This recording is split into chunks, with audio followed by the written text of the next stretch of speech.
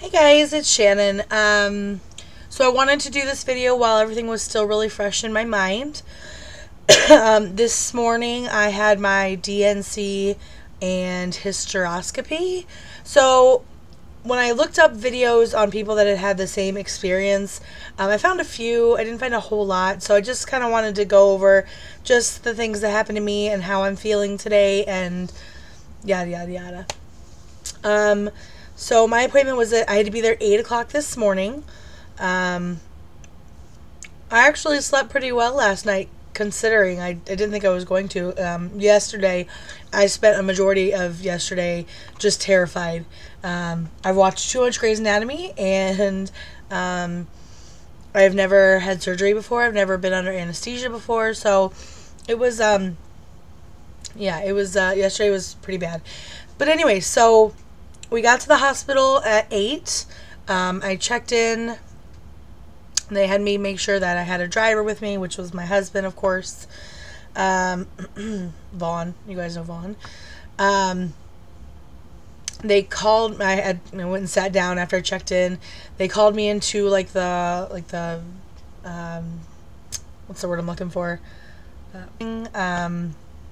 I guess where they make me repeat my name and my phone number and my husband's name, my husband's phone number, my address, blah, blah, blah. They gave me all of my paperwork and stuff, and they gave me my little badge with my info and whatnot. I sat down for another 10 minutes or so, and then they called me back to do the pre-op stuff. So first thing they had me do was a pregnancy test, obviously to make sure I was not pregnant, which obviously I was not. And they pulled me into this little room. It wasn't really a room, it was all separated by curtains, but whatever. And I stripped down to nothing and put on their fancy schmancy robe or hospital gown or whatever. Arms in, no tying of the back, no none of that. So that was fun. Bare butt hanging out for everybody to see. At this point, I took out my piercings. I actually got to leave this one in minus the balls because it was just plastic. Same with my nipple rings because I bought plastic ones. So that was cool. I took out everything else, which if you guys are not aware, the reason that they make you do that is if they have to cauterize a bleeder, because it's an electric current, it can actually go up to your piercing or your metal, and it can singe it. Almost like she said, her example to me was if somebody took a flat iron to where your skin is, where the piercing is. So anyways, I'm still a little sick, but anyways. So after they did that, they hooked me up to all the EKG stuff and the saturation oxygen stuff and blood pressure cuff, and they started an IV in my arm, fluids and whatnot. After they took a couple of vials of blood, of course, then they hooked up the IV. They asked me the normal questions: height, weight, medication that I've been on or am on, things like that, just the normal stuff. The anesthesiologist came in.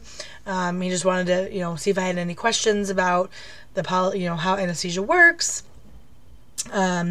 He wanted to just make sure that all of my answers were the same as far as, they got to know how much anesthesia they're going to give me based off of my weight and things like that. My doctor and the resident doctor came in, and they just kind of, said, okay, this is what we're doing. We're doing a D&C and a hysteroscopy. As far as the aftercare goes, you're most likely going to spot. You may have a little bit of bleeding. Anything more than a normal menstrual cycle is cause for concern. Any obsessive, like crazy cramping is cause for concern. So those are the things you want to look out for. Of course, no tampons, no douching, and no sex until at least my follow-up appointment, which is in 10 days on the 28th, which is fine. What else was next? They had me pull down my hair, put me in a little hair bonnet. So pretty. And then because I have a sleep apnea machine and they wanted to make sure that my lungs were completely open, I had to do 2 puffs of my ProAir inhaler, and then they made me wear my CPAP machine for about 20 minutes. After that, they gave me a full breathing treatment with albuterol, just to make sure everything was completely open. And then actually that breathing treatment helped me out a lot. I've been coughing a lot less than normal, which is nice. So after they did the breathing treatment, after they did the breathing treatment, they injected into my IV. They gave me a some Toradol or something. They just gave me something for pain. They gave me an anti-nausea, something for anti-nausea for after, because obviously I haven't eaten since midnight the night before. After they kind of let that go through, then they gave me something that started to make me drowsy. And for the first couple minutes, I was like, I don't know, this isn't working, especially considering I'd only slept for 4 hours last night. So I figured it was really going to kick in, but it didn't. And then all of a sudden, things started to get I started feeling a little bit, like, not woozy, but like, I started feeling a little bit drowsy. And Vaughn was laughing at me because my eyes were all squinty. It was almost like 10 years ago when I would get high, when I was a young kid and get high and my eyes would get all squinty-eyed or whatever. And Vaughn was back there for a little bit with me. After the doctors came, he just kind of sat and waited with me for a bit, but he was exhausted. So I was like, just go into the waiting room and sleep, which is what he did. So once I started feeling wheezy, they took me back to the OR. Now, I got there at 8 o'clock. They took me back to the OR at about 10:30. So it was about 2.5 hours or so for that whole process. Wheel me into the OR. They had me move from the bed gurney thing to the operating table. And here's the weird part. They did similar to what they would do for an epidural. So they had me swing my legs off the bed and lean forward on a nurse, or I think it was the resident. And they, iodined my back and whatever. And he's like, okay, the needle is much smaller than an epidural needle. And he said, okay, this is going to pinch a little bit. And I remember saying, oh, I've got lots of tattoos and piercings. It's not going to bother me. And that was it. I don't remember laying down. I don't remember them putting my feet in stirrups. Nothing. I just remember leaning over and going, oh yeah, that's not going to bother me. And then I was gone.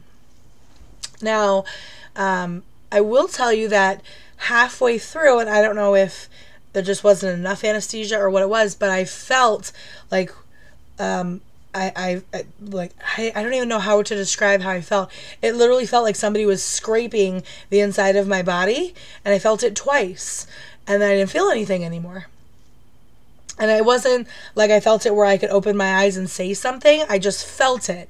And it was a really surreal kind of experience, but I felt like somebody was like scraping the inside of me. It was, I don't know, it was really weird. But I felt it twice, because I felt it the first time, and then I like tensed up, and then I felt it again, and then that was it. And then all of a sudden, they kind of said, hey, Shannon, and I woke up, and my doctor walked over to me. I'm still laying there. My doctor walked over to me and said they had found multiple polyps, and they removed all of them, and she'd see me in 10 days. And then all of a sudden, I was wide awake. I was still laying there in the operating room, and I was wide awake. And the anesthesiologist came over to me, and she said, she goes, yeah, you must have felt something, because I saw you wince a couple of times, and we had to turn it up a little bit. So I thought that was pretty interesting that she, even though I couldn't say anything, she could tell that I was in a little bit of pain, so she helped out or whatever. So, so they wheeled me out. At that point, it was 11:20, so it took about 40 minutes or so. Once they knocked me out, it took about 40 minutes, which was pretty fast, and it literally was pretty much fall asleep. I felt that thing. It felt like it was a minute later, and then I woke up. So it really felt like a minute long, which was cool. So the hard part, they wheeled me back to recovery, got me some water, called Vaughn back, checked to make sure I wasn't bleeding or anything like that. And then I just kind of laid there for a bit while they, asked me some questions. What was my name? Yada, yada, yada. And we were just talking about tattoos and piercings. And the nurse that was doing, like, my paperwork, she was new. So there was another lady that was helping train her and whatever. This video is already at 10 minutes. Holy crap. Anyways, so here's where the hard part comes in. Well, I'm not even going to say the hard part. I was getting uncomfortable the way I was laying. So I decided I was going to push myself up. And I knew I was moving. And I knew I was moving backwards, but I couldn't feel anything. Because I couldn't feel my butt. Like, I was moving my butt and I couldn't feel anything. And it was so weird. It's like the weirdest sensation I've ever felt in my life. It was like, I'm moving. I'm physically watching myself move, but I can't feel myself move. So they started giving me water and they said, okay, well, pretty much the only thing left is you have to pee. Once you pee, you can go home. Okay. So they flipped me, they had me swing my legs over the bed and they had me very carefully stand up. I had Vaughn on one side and the nurse on the other. And I stood up and my legs felt okay because I was wiggling my toes pretty much as soon as I got back to the recovery room. I was wiggling my toes and stuff. And the anesthesiologist came by and he goes, oh, you're wiggling your toes. Okay, you're good.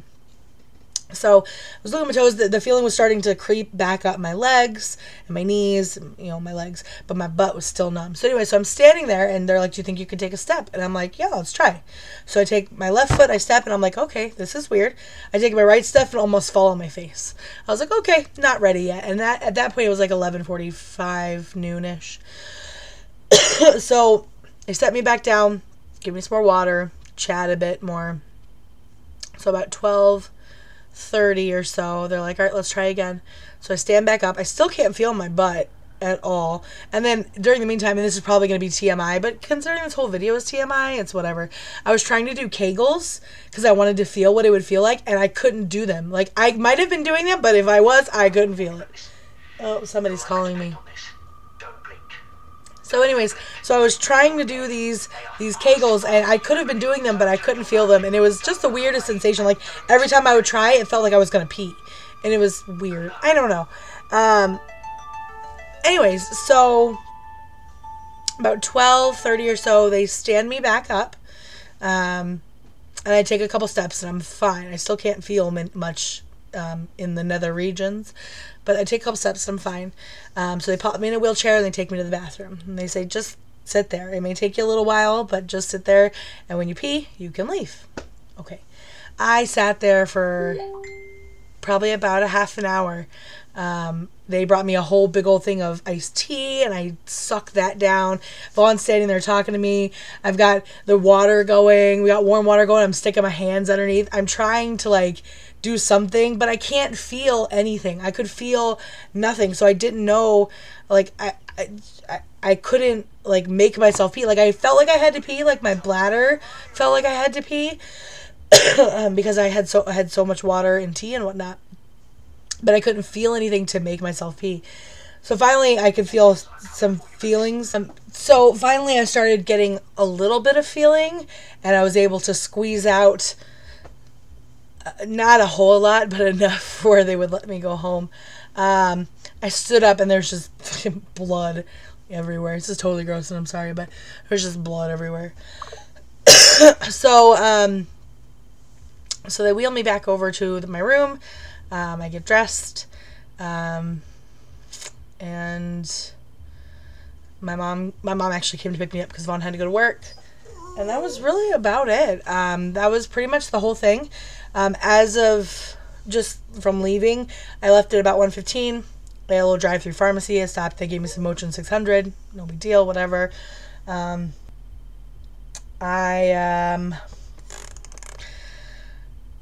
was very, very minimally crampy afterwards and for the last few hours since it's been 7 hours since I left.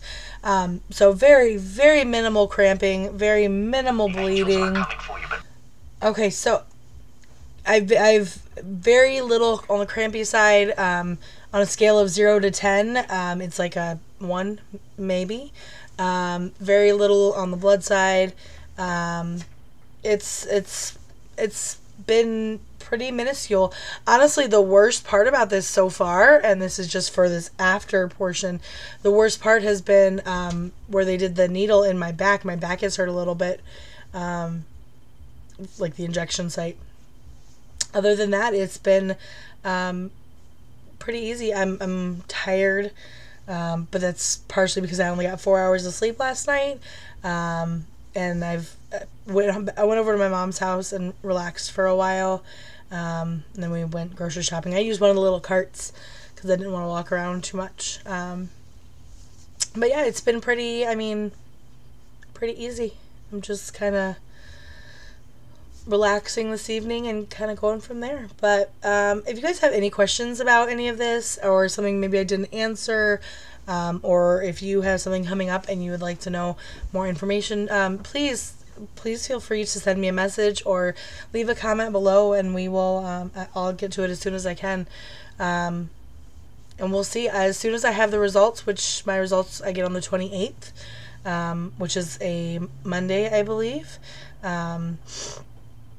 I will make a video that night. It'll be super late because obviously I have to go to work. But I will make a video and let you guys know the results, good or bad.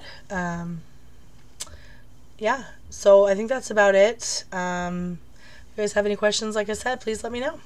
Alright, I'll talk to you guys later. Bye!